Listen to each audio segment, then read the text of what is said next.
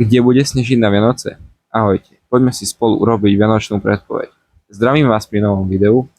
Dúfam, že sa vám táto nová forma bude páčiť. Ak áno, dajte mi o tom vedieť v komentári. Späť k počasiu. Už dnes sa k nám dostáva studená vzduchová hmota, ktorá sa bude nad našim územím postupne rozpadať. Najvýraznejšie ju však pocítia Slováci žijúci na severe krajiny.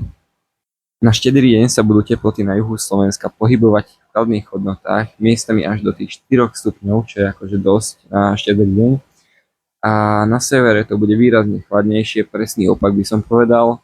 Teploty sa tam budú počas celého dňa držať pod nulou približne od tých -2 do 8 stupňov. Čo sa týka zrážok, ako vidíme na synoptickej situácii, tá tlaková níž sa nachádza nad Stredomorím a k Alpám bude prinášať vlhký vzduch. K nám sa z tejto vlhkosti dostane minimum a výraznejšie zrážky sa očakávajú najmä v tej alpskej oblasti. A teraz hlavná otázka Vianoc. Kde bude snežiť? Modely naznačujú niekoľko centimetrov snehu na severe Slovenska a v Tatrách, najmä v vyšších položených miestach, tých nízkych, ale vysokých Tatier.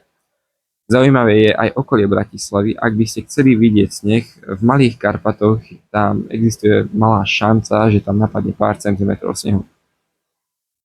Sledujte ma aj naďalej pre najnovšie správy a aktuálne predpovede počasia. Prajem vám veselé Vianoce.